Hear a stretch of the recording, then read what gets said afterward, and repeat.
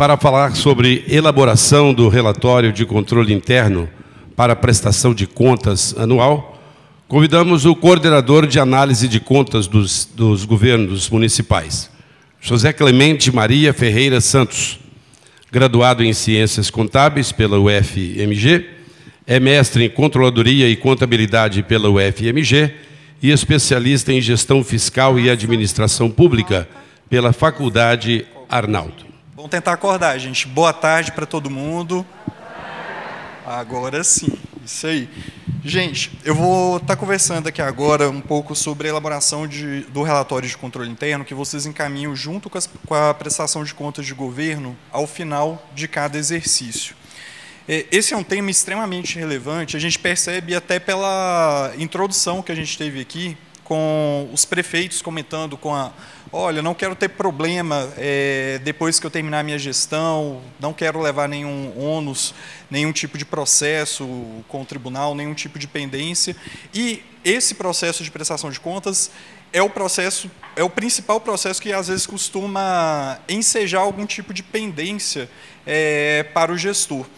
E o processo conduzido pelo controlador interno diretamente contribui com o prefeito para evitar que ele tenha algum tipo de problema nessa prestação de contas. Então, o que eu vou tentar mostrar aqui para vocês?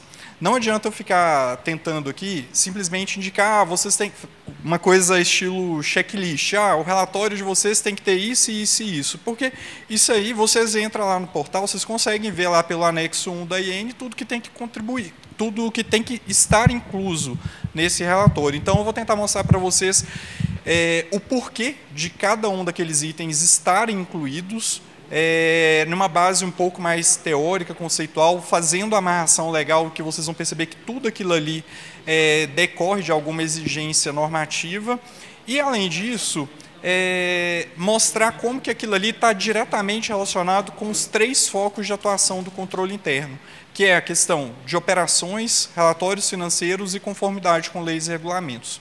Tá joia? Eu sei que o intervalo de tempo aqui é curto, eu vou tentar condensar todo esse conteúdo aqui nesse intervalo de 1 hora, e vamos que vamos. Bom, primeiramente, vamos definir aqui o que é controle interno, porque muitas vezes a gente inclui dentro de controle interno algumas coisas que não necessariamente são controle interno, e acaba que o controlador ele abarca uma série de coisas que não necessariamente ele precisaria abarcar para dentro das suas atribuições. Então, vamos lá, olha, o que é controle interno? É um processo conduzido pelo Conselho de Administração, pela administração e pelo corpo de empregados de uma organização. Então, o primeiro ponto que a gente tira disso aqui: o controle interno é conduzido diretamente pelo controlador interno, pelo auditor interno? Não. O controlador interno, digamos assim, ele vai ser o maestro disso tudo. Só que quem vai conduzir o controle interno, quem vai operacionalizar o controle interno, é quem está na ponta e quem está usando aquilo ali, que é o gestor. O controlador interno está ali para fazer aquele processo de assessoramento, de indicar um caminho, por exemplo, ajudar ele a avaliar os principais riscos, avaliar se esses riscos têm controles internos suficientes e adequados face a esses riscos. Então, ele vai entrar numa parte um pouco mais de assessoria, digamos assim. Mas quem vai conduzir vai ser efetivamente o funcionário que estiver lá na ponta. Por exemplo, um controle interno de almoxarifado. É o controlador interno que vai lá no almoxarifado controlar se quem está acessando os materiais tem autorização para aquilo ali e tudo mais? Não, o controlador interno não vai chegar nesse ponto. Então, às vezes, a gente coloca, não, o controlador interno vai tomar conta dos controles. Ok, mas vocês vão atuar numa parte, digamos assim, um pouco mais estratégica, numa parte um pouco mais de assessoria, identificando quais são os principais riscos e o que a entidade tem de controles face a esses riscos. Beleza? Além disso, qual que é a finalidade? É possibilitar uma garantia razoável quanto à realização de alguns objetivos. Primeiro ponto, vocês vão tentar assegurar que o gestor vai atingir determinados objetivos. Vai ser uma garantia absoluta? Não, não vai ser uma garantia absoluta. Vocês vão dar uma segurança para o gestor que ele está caminhando para atender todos aqueles requisitos legais. Só que você não consegue, por meio dos controles, falar com 100% de certeza. Você vai ter um alto grau de certeza. Às vezes esse termo razoável é até um pouco complicado, porque no português, às vezes, a gente tem aquela carga um pouco pejorativa. Não, aquele controle ali é razoável. Tipo assim, aquela coisa meia boca ali que vai atender. Mas não, esse conceito aqui ele vem do inglês, e reasonable, no inglês, ele é um alto grau de confiabilidade. Então, na tradução, às vezes a gente perde um pouco esse feeling, mas é um alto grau de confiabilidade, não é esse termo um pouco, talvez, mais batido que a gente vê no dia a dia. E quais são esses objetivos? A gente vai ajudar o gestor a ter segurança em relação a quê? Basicamente, 3 coisas que a gente sempre tem que ter em vista. Primeira coisa, operações. Então, o que o controlador ele vai ajudar o gestor nesse ponto de operações? Primeira coisa, a gente tem que avaliar o seguinte, onde que é o coração da atividade da prefeitura, onde que a gente vê o cerne de todas as operações da prefeitura dentro dos sistemas de controle, geralmente, por meio do plano plurianual. Por quê? O plano plurianual, você vai ter lá registrado todos os programas, ou seja, aquilo que você pretende alcançar, aqueles objetivos que você pretende atingir, e como que você vai fazer isso por meio de atividades e projetos. Então, essas atividades e esses projetos são justamente as operações. Clemente, como assim? Vamos pegar um caso aqui, vamos tentar ver um exemplo concreto. Você tem um programa lá de, sei lá, erradicação do analfabetismo aliás, para criança é muito complicado falar assim. Vamos colocar universalização da oferta de vagas para a educação infantil. Acho que fica mais bonitinho, porque falar que a criança é analfabeta também é sacanagem com elas. Elas estão lá justamente para sair desse processo. Então, a gente tem um programa lá para ampliar essa questão e universalizar essa alfabetização. Você vai ofertar a vaga agora para 100% das crianças em idade de educação infantil. Beleza, esse é seu objetivo. O que você vai fazer para alcançar esse objetivo? Você vai pegar, por exemplo, uma base de dados tipo essa que a Fabrícia passou hoje de manhã, olha, todas as escolas que eu tenho no município, eu oferto o número X de vagas. Eu vou confrontar isso com a tábua lá do IBGE, que vai ter a população de crianças em idade escolar. Então, vou desenvolver, olha, eu tenho, sei lá, 1.000 vagas, eu tenho 1.500 crianças naquela idade de educação infantil, então eu vou ter que ampliar minha oferta em 500 vagas. Então, o que você vai ter que fazer? Então, vamos lá, vamos criar lá um programa. Olha, eu vou ter um programa para construir escolas. Eu vou ter um programa. Depois eu vou ter que ter o quê? Uma atividade de, por exemplo, contratar professores. Eu vou ter que ter uma atividade para manutenção daquela escola. Então, você vai ter água, luz, internet, etc. Então, observem que o plano plurianual ele tem todo o cerne da operação do município. Isso aí, para todas as áreas de atuação. Você vai ter lá dentro do plano plurianual os programas de saúde, de educação, mobilidade urbana, infraestrutura, você vai ter tudo. Então, ali é um primeiro passo, uma primeira fonte de dados, e a gente está até em primeiro ano de gestão, eu sei que já está chegando no final do ano, mas às vezes nos municípios que ainda não está com o plano plurianual aprovado, está uma oportunidade ainda de tentar rever, passar mais uma vez um pente fino para dar uma ajeitada, dar uma azeitada, digamos assim, naquilo que o município vai ter que oferecer para os próximos exercícios, e aí a gente vai olhar para cada uma dessas operações quais são os principais riscos. Por exemplo, nesse programa fictício que eu pensei aqui, o que você teria de risco? Por exemplo, olha, você não vai conseguir a verba para você construir essa escola. Você, por exemplo, você tem um risco de ter um problema na sua contratação, da contratação não ser concluída, você tem um problema na licitação, você tem um problema de falência lá do seu empreiteiro, lá, da empresa de engenharia que você contratar. Então, qual que é a função do controle interno? Identificar todos esses riscos que podem acontecer e ir lá em quem está conduzindo o processo, efetivamente. Você vai, por exemplo, lá no setor de contratação, ó, estamos com esse pepino aqui, olha, a gente tem esse programa aqui. Isso aqui tudo pode acontecer de errado. O que a gente está fazendo, o que a gente tem de controle controle interno implementado para fazer face a esses riscos, ou para pelo menos reduzir esses riscos a um nível aceitável. A função é justamente essa, de assessorar. Não é você que vai lá na ponta olhar todos os contratos do município. Não, você vai estar ali para ajudar as pessoas, a desenvolver essas pessoas a fazer isso de forma rotineira, de forma como uma efetiva atividade. Então, o primeiro ponto é oferecer uma garantia razoável quanto à realização dos objetivos no tocante à eficácia e eficiência das operações. Operações, então, é tudo isso que eu acabei de comentar. Vou chamar a atenção para essas duas características que a gente está colocando aqui, olha, eficácia e eficiência. Até nisso, o plano plurianual ajuda a gente. Quando a gente está falando de eficácia, eu estou falando, olha, eu me propus a entregar ampliar em 500 vagas a minha oferta de educação infantil. Então, eu efetivamente implementei essas 500 vagas ou não? Eu implementei 250. Se eu implementei 250, eu não fui eficaz. Por quê? Porque eu não alcancei aquele objetivo que eu me propus inicialmente. Agora, se eu atingir as 500, ou coloquei 600, por exemplo, efetivamente eu consegui alcançar aquele objetivo. Então, eu fui eficaz. Então, o objetivo é garantir a eficácia da operação. Então, você vai olhar, olha, você tem um determinado objetivo e você alcançou isso. No PPA, isso está muito relacionado com o quê? Com a meta física. Eu me propus em, sei lá, asfaltar X quilômetros de ruas do município.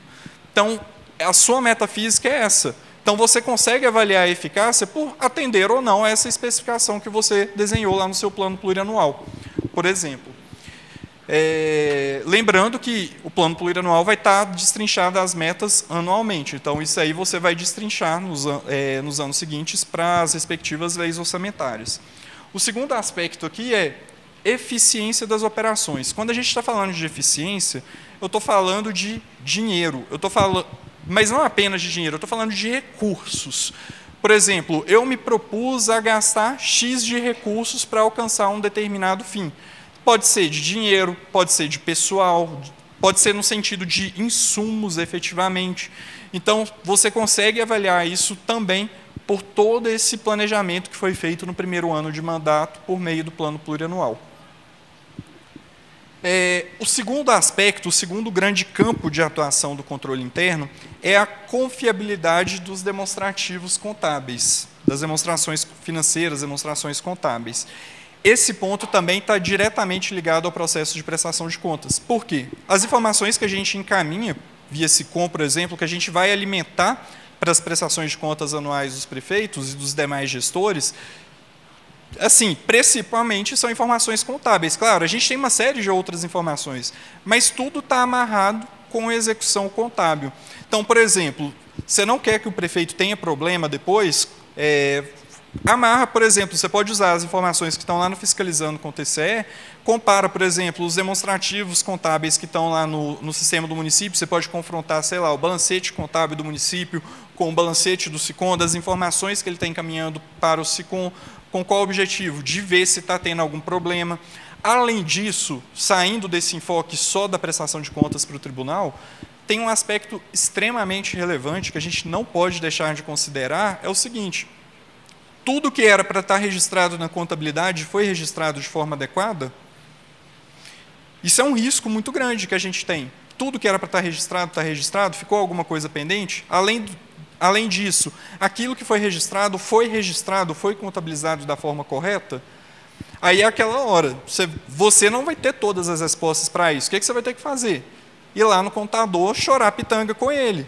Eu sei que nesse período aqui de pandemia é meio complicado você ir lá chorar pitanga, e com certeza na hora que você sentar para chorar, se juntar contabilidade e controle interno para chorar pitanga, vai sair assim, vocês vão encher assim, rios mesmo, efetivamente, porque é só pepino, a gente sabe disso, mas é um momento efetivo de você tentar ir lá na ponta com quem está conduzindo, com o contador, identificar os problemas e tentar traçar algumas estratégias em termos de controle, para ter certeza que tudo aquilo que deveria estar registrado, efetivamente o foi registrado. E, se vocês estiverem com dificuldade, uma dica que eu sempre dou, o pessoal fica zoando, gente, mas é efetivo.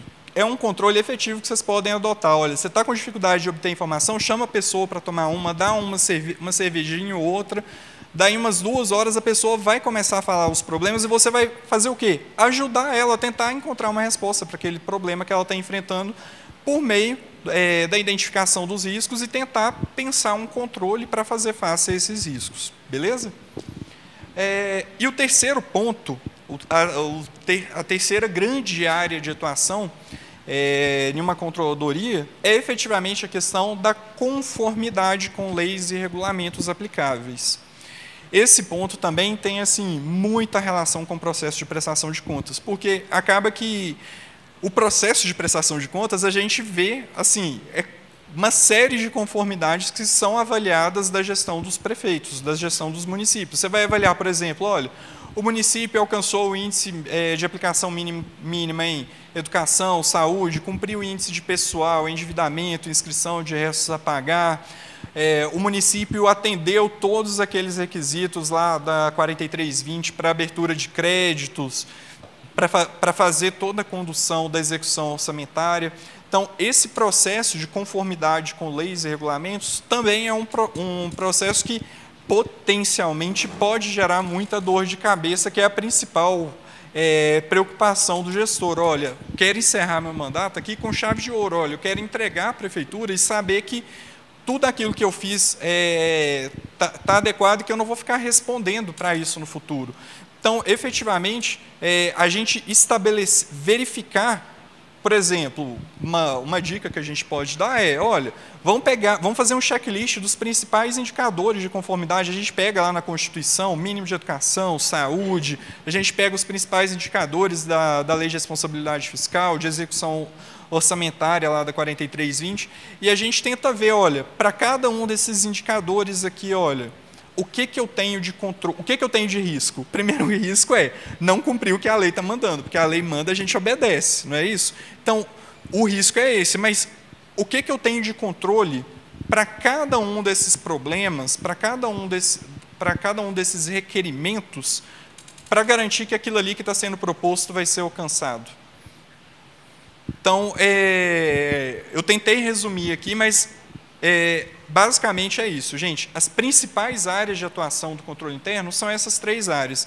E aí esse conceito aqui do COSO é um conceito do setor privado que a gente vai transpor para o setor público nos próximos slides. A gente vai ver que casa muito, há um casamento entre esses conceitos, e depois a gente vai fazer um par e passo disso para a Lei Complementar 108 de 2002, que regulamenta o processo de prestação de contas. A gente vai fazer um par e passo para a Constituição, fechando na Instrução Normativa 4 de 2017, que traz todos aqueles requisitos no anexo 1. Vocês vão ver que, basicamente, todos aqueles requisitos, tudo aquilo que está naquela Instrução Normativa, basicamente decorre desses 3 campos de atuação do controle interno. Todos esses pontos são decorrências diretas ou indiretas de um desses 3 indicadores, que são operações, demonstrações contábeis e conformidade com leis e regulamentos. Beleza? E vamos verificar aqui as condicionantes. Olha o que a Lei Complementar 108 de 2002 coloca. A emissão do parecer prévio, o parecer prévio é o parecer que o Tribunal de Contas vai dar acerca das contas daquele prefeito em um determinado exercício. Quais são os requisitos que essa lei orgânica do Tribunal estabelece para a gente emitir um parecer prévio pela aprovação das contas? A aprovação das contas, a emissão do parecer prévio poderá ser pela aprovação das contas quando ficar demonstrada de forma clara e objetiva a exatidão dos demonstrativos contábeis. Então, o primeiro ponto está aqui, olha, demonstrativos contábeis. A compatibilidade dos planos e programas de trabalho com os resultados da execução orçamentária. Quando a gente está falando de planos e programas de trabalho, o que a gente está falando? A gente está falando das operações. As operações do município estão registradas por meio dos planos e programas de trabalho. e a correta realocação dos créditos orçamentários e o cumprimento das normas constitucionais e legais, que é a questão da conformidade. Então, observem que há um casamento entre os requisitos para emissão de um parecer prévio pela aprovação das contas e as principais áreas de atuação do controle interno no âmbito do município. Beleza? Além disso, eu chamo a atenção aqui para o seguinte, a gente faz essa avaliação desse relatório no âmbito do processo de prestação de contas, a gente tem requisito legal para isso e tudo mais, há um sentido para isso, mas uma coisa que eu chamo a atenção aqui também, que uma das competências do tribunal, efetivamente, destaca-se na avaliação do sistema de controle interno, no sentido de verificar se esse está funcionando corretamente, com uma estrutura adequada, que revele que em suas ações resultados positivos, no sentido de subsidiar o gestor com informações e elementos técnicos para a tomada de decisão.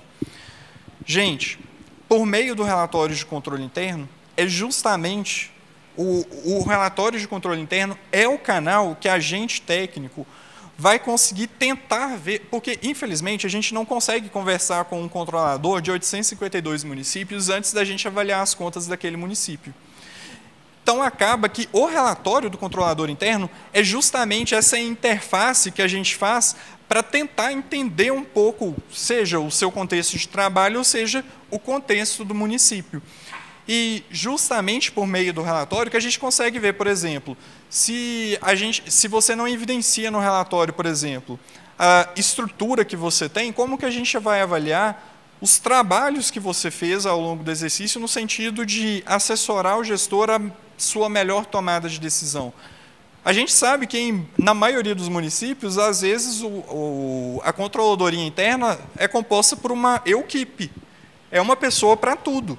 Então, a gente vai saber, se a gente não vê isso dentro do relatório do controle interno, como que a gente vai saber que aquele controle, a gente precisa dar uma atenção maior, uma atenção especial naquela prestação de contas? A gente não sabe. Por quê? Porque a gente, infelizmente, o único canal de comunicação que a gente tem hoje é esse relatório do controle interno. Então, é importante que, por meio dele, o controlador interno coloque efetivamente, olha, eu tenho esse escopo de trabalho, eu tenho esse escopo em termos de recursos. Aqui o cartaz está vivo. Então, eu tenho esse recurso, eu tenho essa equipe, eu tenho esse equipamento, eu tenho essa dotação orçamentária.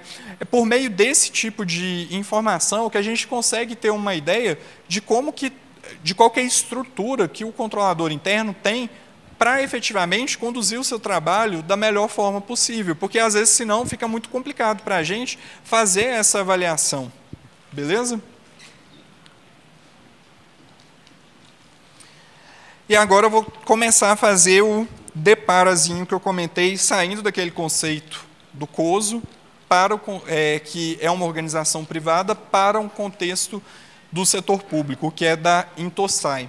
A Intosai, para quem não conhece, é como se fosse uma organização internacional de todos os tribunais de contas, que eles chamam de entidades de fiscalização superiores.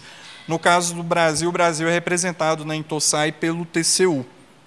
Então, essa Intosai ela tem assim, uma série de normativos no tocante à atuação nessa área de controle, seja controle externo ou seja de controle interno. E a Intosai, em um desses demonstrativos, ela traz efetivamente uma conceituação de controle interno. Vamos tentar fazer um deparazinho para o conceito do COSO. No âmbito do setor público, destaca-se a proposição da Intosai, que estabelece que controle interno é um processo integrado, efetuado pela direção e pelo corpo de funcionários. A gente já começa por aqui. Observem que a Intosai, que já é um conceito direcionado para o setor público, ela não falou que, olha, o controle interno é conduzido pelo controlador interno. Já deixa claro que o controle interno ele é executado por quem? Pela administração e por todos os funcionários, por todos aqueles funcionários que forem responsáveis por conduzir as atividades de controle, seja controle de almoxarifado, você vai ter um controle contábil, um controle de registro de licitação, de sobrepreço, etc. e tal. Então, o controlador interno ele vai estar ali atuando como se fosse um maestro, conduzindo essa sinfonia de todo esse corpo técnico, direcionando esse corpo técnico para atender aqueles 3 objetivos. Então, é um processo integrado e efetuado pela direção e pelo corpo de funcionários, e é estruturado a enfrentar os riscos e fornecer razoável segurança quanto à realização dos seguintes objetivos, quanto ao alcance dos seguintes objetivos. Então, mais uma vez, enfrentar riscos e fornecer razoável segurança de que aqueles objetivos vão ser alcançados. Então, a gente sabe que tem determinados riscos, então a gente tem que estabelecer um controle face a esse risco. Para quê? Para que eu possa alcançar aquele determinado objetivo, para que aquele risco não me impeça de alcançar aquele objetivo maior. E quais são essas 3 áreas que a Intosai coloca aqui? Essas 3 ou mais áreas? Execução ordenada, ética, econômica, eficiente e eficaz das operações. Aqui, operações usou até o mesmo termo lá do conceito do COSO. Então, fazendo aquele deparo mental. Quando a gente está falando de operações, a gente está falando de quê? De execução orçamentária por meio de metas físicas, metas financeiras, que vão estar lá no plano plurianual. Então, operações, cumprimento das obrigações de accountability. Por que isso aqui? O conceito de accountability é um conceito muito de setor público, então a Intosai deixa claro que um dos objetivos é efetivamente cumprir essas obrigações de accountability. O que é essa obrigação de accountability? É a obrigação efetiva de você prestar contas e se fazer responsável, tendo em vista que aquele dinheiro que você está usando, que você está gerindo, não é seu. Então, é efetivamente o processo da prestação de contas e, por exemplo, a emissão de parecer prévio. O prefeito, quando ele assume a gestão de um município, ele vai ter que efetivamente prestar contas por meio de um processo efetivamente de accountability. Cumprimento de leis e regulamentos aplicáveis e salvaguarda de recursos para evitar perdas, mau uso, dano. Então, observem que aqui essa salvaguarda de recursos também está muito ligada às operações. Observem o seguinte, independentemente do conceito, se é conceito de setor privado ou conceito de setor público, a gente sempre volta para esses 3 objetivos. Então, conduzir os controles, a atividade ao alcance de 3 objetivos. Objetivo de eficácia e eficiência de operações, conformidade dos demonstrativos contábeis e conformidade com as leis e regulamentos aplicáveis. Gente, eu tive até uma surpresa no último encontro técnico. Deixa eu fazer uma pergunta aqui, porque geralmente a gente espera que a maioria dos controladores internos, pelo menos pelo que a gente vê do registro das informações que a gente recebe, dos feedbacks, são de contadores, mas no último encontro técnico a maioria não era contador. Teria como vocês levantar a mão aí quem é contador, só para ter uma ideia, por favor? Tá meio a meio. Tá razoável, porque no anterior de Pouso Alegre foi assim, 10% do pessoal que era contador. Eu trouxe esse conceito aqui especificamente pensando nas informações, nos feedbacks que a gente recebe, que a maioria dos processos de controle interno é conduzido por contador, para trazer um conceito de livro que a gente vê na faculdade mesmo, de contabilidade, que é um conceito lá do livro do Almeida, de controle interno, que é conjunto de procedimentos, métodos, rotinas, com objetivos de proteger os ativos, produzir dados contábeis confiáveis e ajudar a administração na condução dos negócios. Então, observem que, mesmo esse conceito aqui, que é um pouco mais restrito, de livro quase quase todo mundo que fez contábeis já deve ter estudado auditoria, por exemplo, com o livro do Almeida, é um conceito que já abarca 2 daqueles requisitos, que é basicamente operações e demonstrativos contábeis. A gente não entra tanto nessa questão de conformidade com leis e regulamentos, porque é uma coisa assim que, geralmente, eu não sei a experiência que vocês teve, mas a minha graduação em Ciências Contábeis foi basicamente voltada para o setor privado. Infelizmente, é uma deficiência. A maioria dos contadores que eu converso, a gente vê que as graduações são basicamente, tem as grades curriculares voltadas para o setor privado. E aí, quando a gente vem para a realidade da vida no setor público, a gente começa a apanhar de tudo quanto é lado, porque a gente não aprendeu uma série de coisas que, em tese, o mercado que eu falo, o setor público, espera que a gente saiba e a gente não saiba. Não saiba, não. É feio demais, né? Que a gente não sabe. Trouxe também um conceito de uma cartilha antiga do tribunal que eu achei na internet, na hora que eu estava pesquisando, de controle interno, que coloca o seguinte: controle interno integra a estrutura organizacional da administração, tendo por função acompanhar a execução dos atos e apontar, em caráter sugestivo, preventivo e corretivamente, as ações a serem desempenhadas. Gente, se você vai acompanhar e apontar em caráter sugestivo, preventivo ou corretivamente, você só vai apontar, você não vai fazer, indiretamente esse conceito aqui que essa cartilha coloca. Gente, não precisa tirar foto, não, que essa cartilha aqui está na internet e essa apresentação vai ser disponibilizada depois para vocês, tá? Estou vendo muita gente tirar foto aí.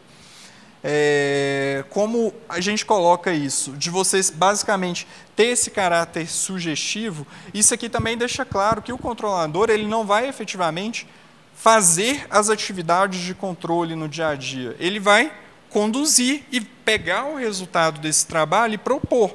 Olha, eu identifiquei que tem esses riscos aqui, sei lá, tem o processo de licitação, eu não tenho nenhum controle para garantir que as dispensas e inexigibilidades vão acontecer segundo os requisitos legais. Eu não estou vendo aqui nenhum controle interno para tentar reduzir a probabilidade de ocorrência de sobrepreço. Você vai apontar um problema e tentar achar alguma solução, sentar lá com a pessoa para ver o que pode ser feito e tal. Mas você, infelizmente, você não tem a dotação orçamentária, por exemplo, para você ir lá e fazer a pessoa implementar aquilo ali. Aquilo ali vai ser uma decisão política, efetivamente. E, além disso, note-se o caráter opinativo do controle interno, haja vista que o gestor pode ou não atender a proposta que lhe seja indicada. Então, vocês não têm essa responsabilidade de ir lá na ponta e implementar todos os controles. Imagina vocês irem em todos os postos de saúde, vendo se tem um controle do almoxarifado da farmácia lá nos postos de saúde. É inviável para vocês executarem. Então, vocês têm que identificar os riscos e procurar os responsáveis, sei lá, o secretário de saúde, alguém, para tentar fazer alguma atividade para implementar esses controles, face a esses riscos que vocês julgarem relevantes. E perguntinha para ver se vocês estão prestando atenção aqui, gente. De quem que é a responsabilidade pela implementação e manutenção do sistema de controle interno? É do controlador interno? Nós, gente, não é possível que todo mundo dormiu. O que é isso? Eu sei que a sala é escura, eu não estou dormindo porque tem esse feixe de luz aqui na minha cara, eu não estou conseguindo ver vocês, mas ouvir pelo menos era para eu ouvir. De quem que é a responsabilidade? Do gestor, exatamente.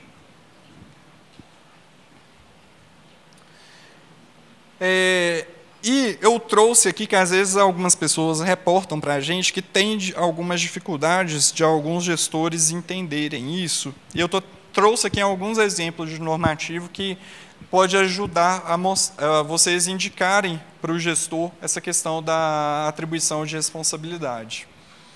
Vamos aqui, olha. Epa.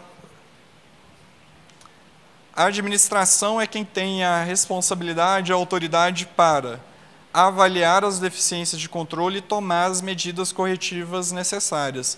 Ela vai ter autoridade para efetivamente avaliar. Você vai mostrar aquele cenário, mas quem vai avaliar e tomar a decisão é efetivamente a administração.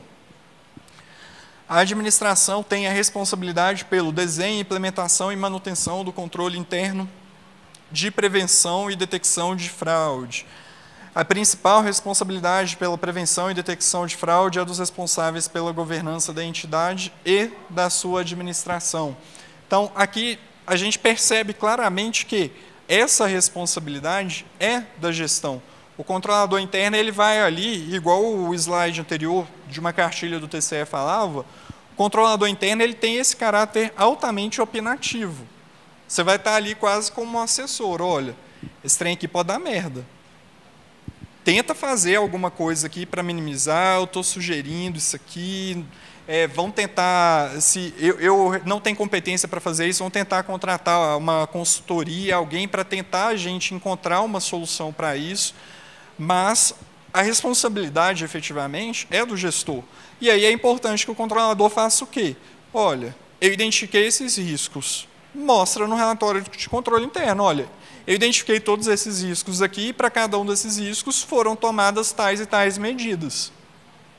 Basicamente isso. Porque senão vocês também podem ficar naquela, olha, o controlador interno não apontou, você tem que ter algum registro de que você efetivamente fez isso. E o melhor registro para vocês fazerem isso é efetivamente o relatório de controle interno.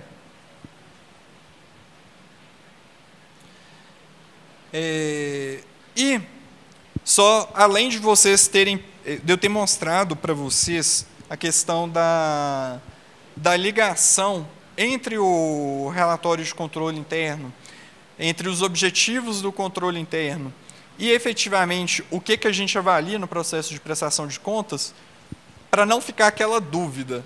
Por que tem que ter o raio do relatório de controle interno lá na prestação de contas? Porque a lei manda. Olha aqui o que a lei complementar 102 coloca.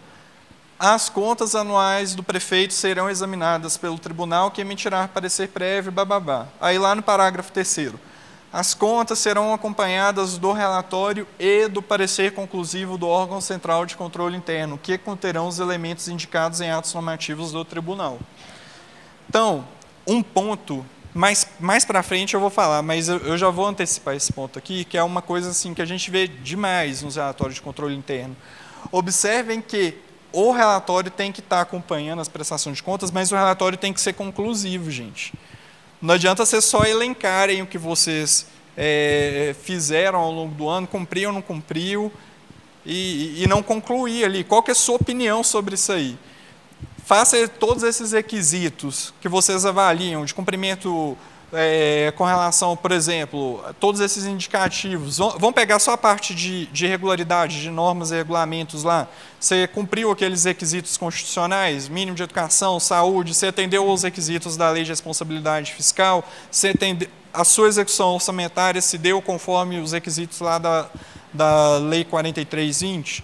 Pelo menos nesses pontos, vocês têm que vir aqui e falar, olha, eu estou opinando pela aprovação dessas contas ou não. Eu achei uma inconformidade formal aqui, uma besteirinha ou outra aqui, pela aprovação com ressalvas, ou não, tem realmente um problema, então eu tenho que concluir pela rejeição dessas contas. Então, e isso vem de onde? Porque vocês veem isso lá no relatório, lá na Instrução Normativa 4/2017, lá no anexo 1, opinião conclusiva. De onde que vem? Vem da lei. Vocês têm que cumprir o que está na lei nesse aspecto. A opinião do relatório tem que ser conclusiva. Vamos fazer um bate-volta aqui também, em relação a esses conceitos que a gente viu anteriormente, e o que está na Constituição. O que a Constituição fala no tocante à finalidade do sistema de controle interno? Quais são as finalidades? Epa, espera aí que eu estou fazendo coisa errada aqui. Vamos lá. Avaliar o cumprimento das metas previstas no plano plurianual, a execução dos programas de governo e dos orçamentos da União. Gente, quando eu estou falando aqui de cumprimento das metas previstas no plano plurianual, que meta que eu tenho lá no plano plurianual? Eu tenho meta física e meta financeira. Basicamente, eu tenho toda a operação do município, o que o município se programou para fazer em termos de operações, está ali. Então, o primeiro ponto, a Constituição foi assim, extremamente feliz e técnica no tocante às definições de controle interno, quando ela veio aqui estabelecer o que o controle interno tem que avaliar. Comprovar a legalidade, avaliar os resultados quanto à eficácia, eficiência da gestão orçamentária, financeira, patrimonial, das entidades da administração federal, bem como da aplicação de recursos públicos por entidade de direito privado. Quando você está falando aqui de comprovar a legalidade, a gente está avaliando o que aqui? Questão de regularidade, normas e regulamentos, aquele segundo daqueles 3 quesitos. E forçando também, a gente pode encaixar, acaba que querendo ou não, contabilidade também é um tipo de regularidade, né? Que você tem todo aquele normativo contábil que você tem que seguir. Assim, no limite seria a mesma coisa, né? Se a gente for forçar. E avaliar os resultados quanto a todos esses indicadores aqui, por quê? Porque a gente tem que avaliar os resultados que foram alcançados dessas metas. Em especial, a gente tem que avaliar os resultados em relação ao quê? Eficácia e eficiência. observem que bate certinho com aqueles dois indicadores que a gente trouxe naqueles conceitos, seja da Intelsai ou do COSO. Exercer o controle das operações de créditos, avais e garantias, bem como dos direitos e haveres da União.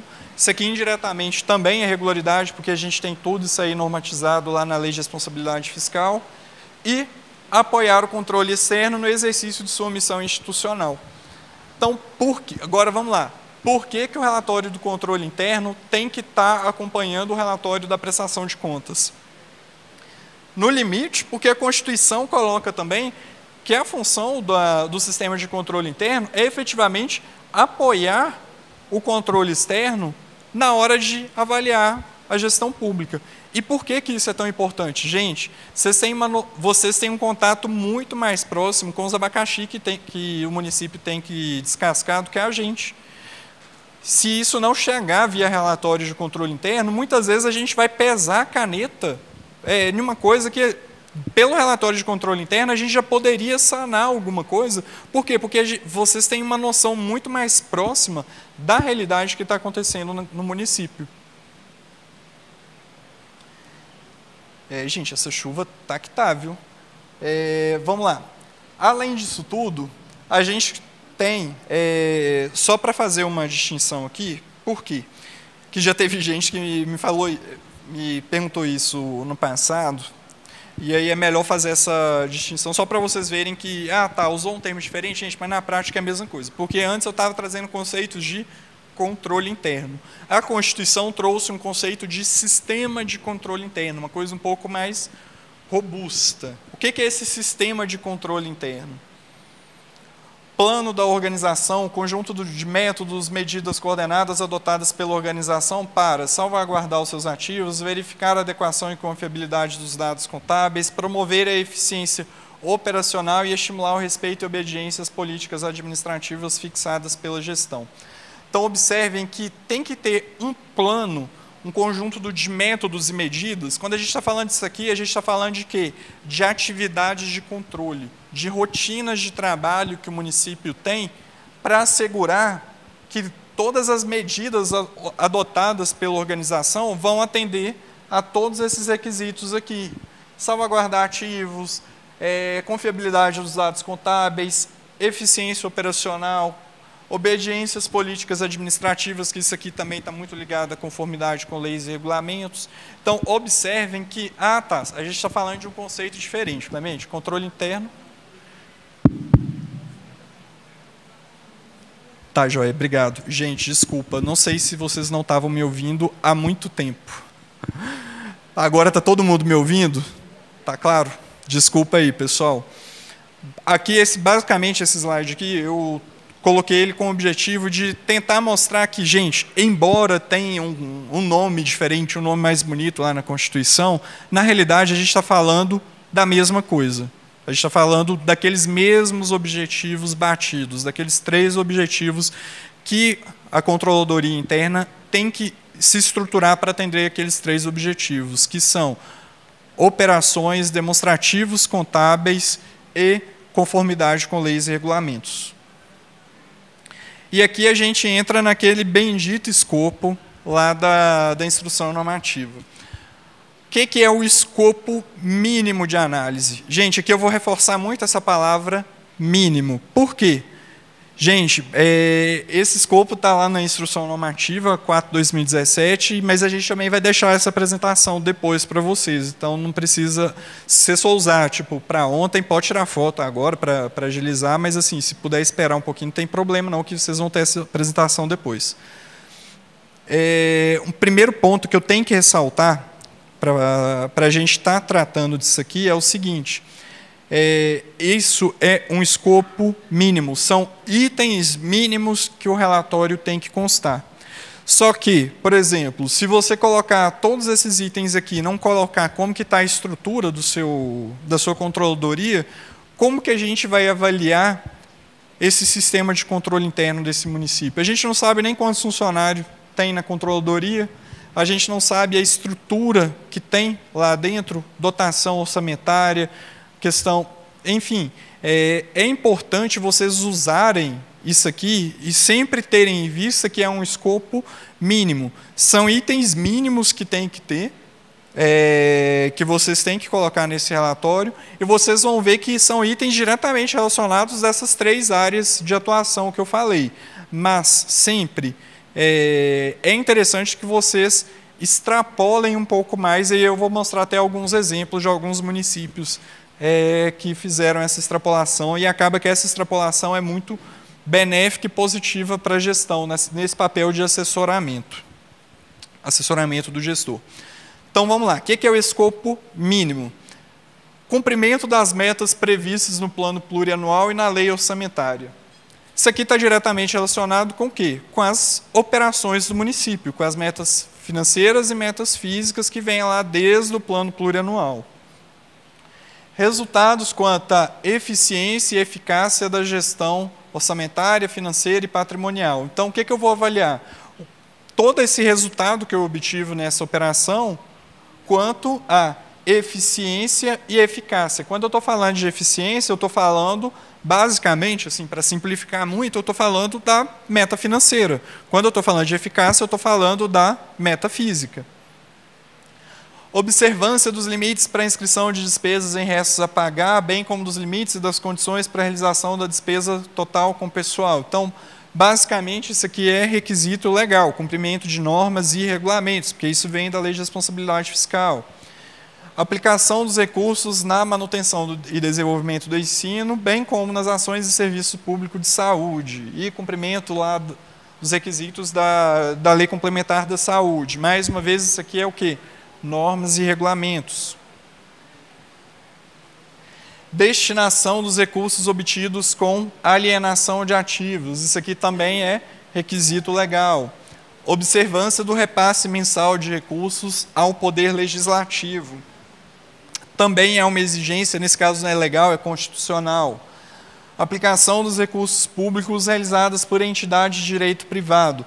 Esse ponto aqui eu gosto de chamar a atenção, porque além de ser um requisito legal, a gente tem que pensar também sobre o aspecto da operação, porque muitas vezes essa execução de aplicação de recursos por entidade de direito privado se dá por meio de uma descentralização administrativa. O município ele não está mais executando aquilo ali dentro da sua estrutura própria do município. Então, você está fazendo isso, sei lá, por meio de um consórcio, por meio de uma PPP, de uma concessão. Mas, se saiu de dentro do município, como que o município vai saber que o serviço está sendo efetivamente prestado? Você tem uma série, via de regra, né? Espera-se que tenha um contrato robusto, sei lá, numa concessão que vai ter lá todos aqueles requisitos de controle, de qualidade, de atendimento ao público, indicadores mínimos de qualidade de atendimento, de quantidade de atendimento, principalmente se for uma concessão administrativa, mas se não é o próprio município que está conduzindo, ele não tem esse feedback direto de como que está aquela operação. Só que é um recurso público. Então, é uma área de risco muito grande que tem que ter um controle muito robusto para checar se todas aquelas regras contratuais estão sendo efetivamente cumpridas.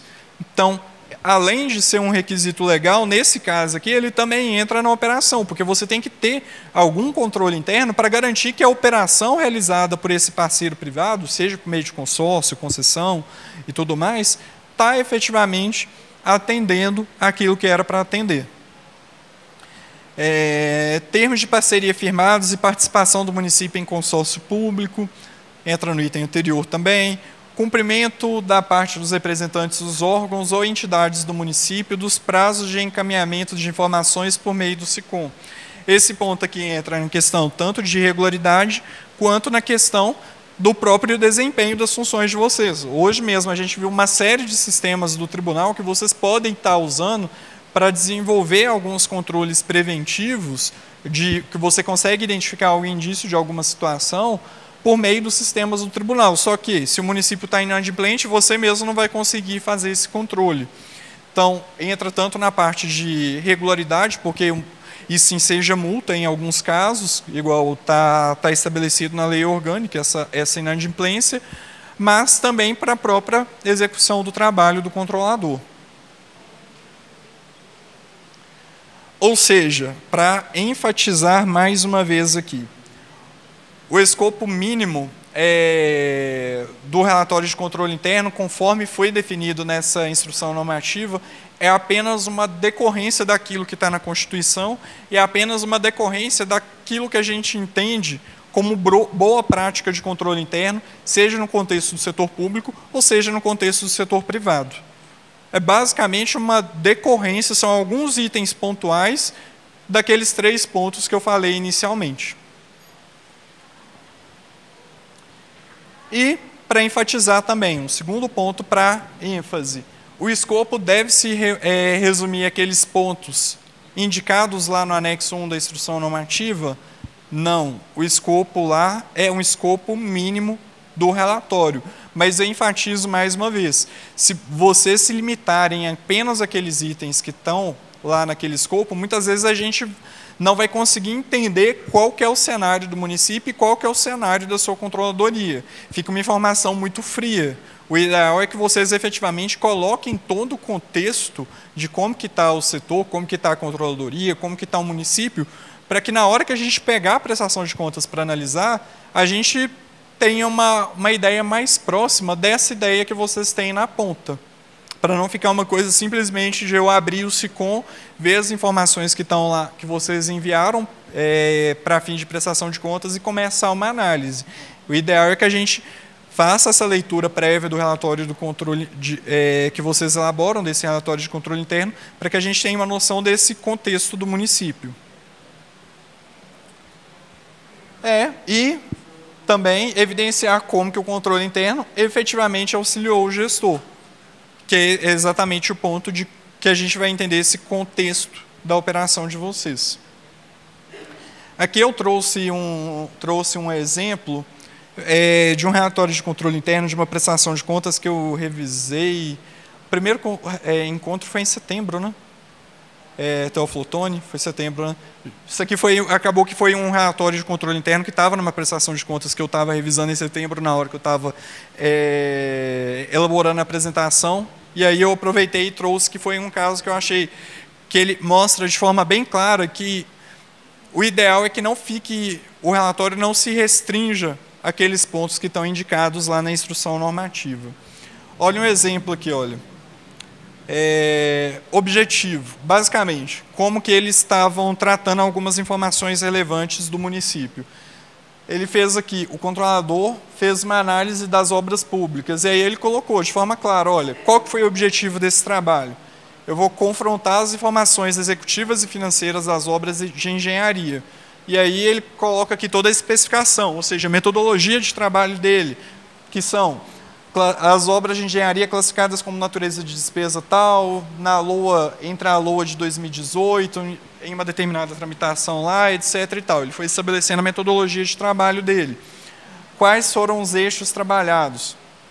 Despesas previstas e não executadas, e despesas previstas e executadas de forma parcial ou total, com foco nos valores empenhados, liquidados e pagos face às requisições de medição. Ou seja, tudo aquilo que foi pago, por exemplo, teve a sua respectiva medição, aquilo que foi liquidado estava com a efetiva medição para dar suporte ao reconhecimento dessa liquidação. E aí ele foi citando a análise, colocou alguns pontos relevantes, e aqui eu só estou pensando, tá, gente? Porque esse relatório tinha umas 200 páginas. Pontos relevantes observados, análise pontual.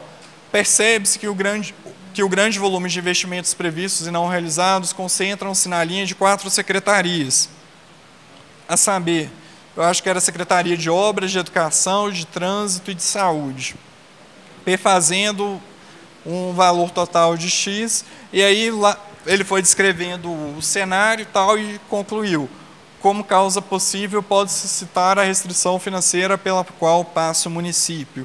Então, olha, a execução orçamentária, efetivamente,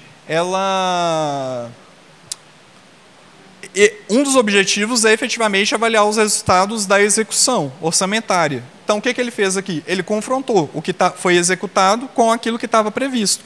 E, no caso, teve algumas diferenças. E aqui ele veio aqui e já identificou, olha, essa diferença ocorreu por quê? Por causa da restrição financeira pela qual passa o município. E aí foi destrinchando mais. Aqui mais um exemplo, olha, aquilo lá eu acho que foi na Secretaria de Obras, agora, na Secretaria Municipal de Meio Ambiente e Desenvolvimento Urbanístico. Foram identificados valores empenhados e não liquidados. Obras que não tiveram medições tramitadas pela assessoria técnica de engenharia, que era o motivo pelo qual não tinha acontecido essa liquidação, ainda estava em processo de efetiva análise.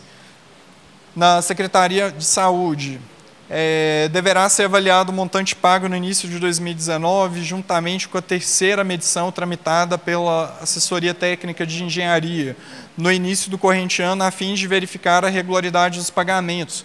O que acontece? Efetivamente, você estava com aquele problema todo lá nas medições, então o que você fez? Olha, vamos acompanhar, não aconteceu isso dentro do exercício, mas vamos ver no início do exercício subsequente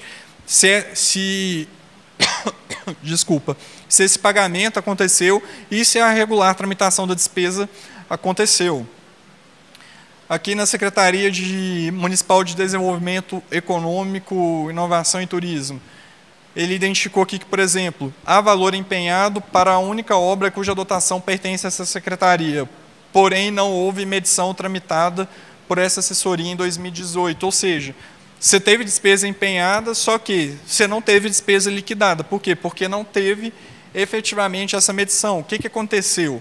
Isso aí foi um problema na contratação, você já foi lá, fez a licitação, fez o empenho, mas você não conseguiu fazer o contrato. O que aconteceu efetivamente? Outra coisa, o município também trouxe aqui aquela ideia de controle compensatório. O município estava nesse exercício aqui implantando uma plataforma eletrônica de prestação de contas do terceiro setor, justamente visando aquela questão da aplicação de recursos por terceiros, que é até um dos pontos, inclusive, de análise. E aí ele falou, olha, anteriormente à implantação da plataforma, a única forma de prestação de contas era física. Só que aí ele vira e fala, olha, eu ainda não estou confiando nessa minha plataforma nesse primeiro ano de implementação. Então, o que eu estou fazendo com o controle compensatório? Olha, eu estou tramitando tanto a prestação de contas física quanto a prestação de contas no sistema, para eu verificar que o sistema está efetivamente sendo implementado da forma correta, que o sistema não tem nenhuma inconsistência, não tem nenhuma coisa latente. Então, mais uma vez, isso tudo ajuda a gente a entender qual que é o contexto pelo qual o município está passando, para a gente não pegar simplesmente a informação que está lá no SICOM e analisar de forma fria, simplesmente o número. A gente vai conseguir perceber todo esse contexto pelo qual o município está passando, justamente por meio desse tipo de informação que vocês colocam no relatório de controle interno. E aqui, só para finalizar, que o pessoal já está me chamando a atenção aqui por causa do horário, alguns pontos que a gente identifica que são um pouco mais críticos e que precisam de uma melhoria um pouco mais pontual, que acontece em um número significativo de casos.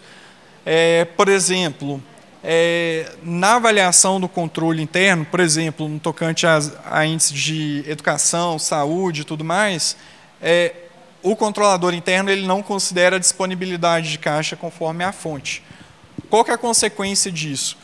Se o controlador interno ele usa uma metodologia diferente da metodologia que está publicada lá no portal SICOM, que é a metodologia que a gente utiliza na análise da prestação de contas, às vezes o prefeito pode estar achando que ele está cumprindo os mínimos lá de educação e saúde, só que aí vai chegar no final do ano, na época da prestação de contas, vai explodir a bomba, porque a metodologia é diferente, ele vai estar achando que vai estar cumprindo, só que, como não usou a questão da disponibilidade de caixa da forma adequada, a gente vai glosar isso e o município pode ter as contas rejeitadas. Então, é importante que o controlador interno esteja atento a essas metodologias que são disponibilizadas lá no portal SICOM, para que a análise que vocês façam em relação a esses itens, que também são avaliados na prestação de contas, esteja de forma harmônica em relação à metodologia.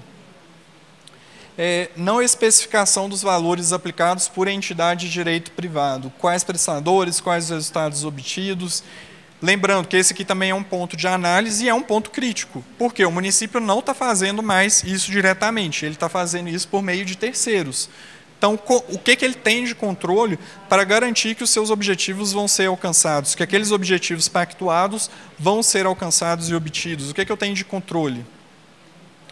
Não demonstrar os procedimentos que foram realizados de auditoria ao longo do exercício, detalhando objetivos, metodologias e resultados. Gente, isso aqui é muito importante. É muito relevante que vocês deixem claro qual que foi a metodologia de trabalho que vocês realizaram para ter aquelas conclusões. A gente lembra que o trabalho de auditoria é quase que um trabalho científico. É quase uma estrutura de artigo científico. A gente tem um objetivo que a gente quer alcançar, que via de regra é cobrir um determinado risco. Eu tenho uma metodologia de trabalho e eu vou alcançar um determinado resultado.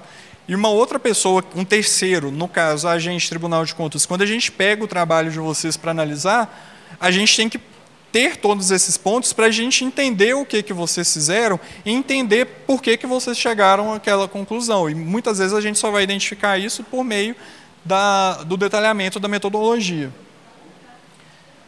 Não demonstrar o planejamento de trabalhos para o exercício seguinte, seguindo critérios de materialidade, relevância e risco. Isso é um aspecto muito importante, porque a gente tem exigência legal que o controle interno evidencie qual que é o plano de trabalho dele para o ano subsequente, e muitas vezes o relatório de controle interno não evidencia isso. O caso de controle interno. Isso acontece muito quando o controle interno é realizado por terceiros. Às vezes acontece o mesmo relatório ser encaminhado para mais de um município. Isso aí é um risco que o município arca. Por quê? Você está tendo a mesma informação para 2 municípios. Qual município que é o correto? Algum dos 2 está tendo alguma declaração potencialmente falsa. Então, a gente tem que ficar atento com isso, porque o Ministério Público de Contas acompanha esses processos, pode gerar algum tipo de indiciamento para quem enviou essa informação. Outro ponto é o relatório do controle interno assinado pelo próprio gestor, não é pelo controlador interno. Isso acontece bem menos do que os outros pontos, mas também acontece. Um ponto que eu também já havia comentado inicialmente na apresentação, que é a questão da não conclusividade do relatório. Vocês têm que ser conclusivos, vocês têm que opinar se aquilo ali está certo ou se está errado, qual que é a conclusão de vocês em relação àquilo ali, se é pela aprovação com ressalvas ou pela rejeição. E a questão de não demonstrar como que está a estrutura organizacional de vocês, para que a gente possa ter um sentimento de, olha, ele não fez mais porque, por exemplo, ele não tinha estrutura. Era equipe, era um controlador interno com ele mesmo e boa, para tocar o município todo. Então, é importante vocês colocarem alguma consideração com relação à disponibilidade de recursos que vocês trabalham. Quando eu falo de recursos, não é apenas de recursos financeiros, é de recursos humanos, patrimoniais e tudo mais. E lembrando, que é um ponto que a gente já viu num relatório lá do Ministério Público de Contas, que a falsidade ideológica pode eventualmente ser configurada naquela questão de enviar o mesmo relatório de controle interno para mais de um município. Então, é um ponto que vocês precisam ficar atentos também. E é isso, pessoal. Eu agradeço a oportunidade, desejo boa tarde a todos, bom retorno para vocês, que eu sei que tem muita gente aqui que não é aqui de Uberaba, e vão retornar para casa agora com a chuva. E eu agradeço a disponibilidade para vocês estarem me ouvindo aqui depois do almoço, nesse tumulto todo. Olha para vocês verem, auditório escuro com chuva, aquela coisa assim extremamente convidativa para a gente tirar aquele cochilo, e vocês estão aqui escutando a pessoa falando aqui de controle interno. Então, agradeço a atenção de todos vocês aí, um abraço e até a próxima. Tchau, tchau.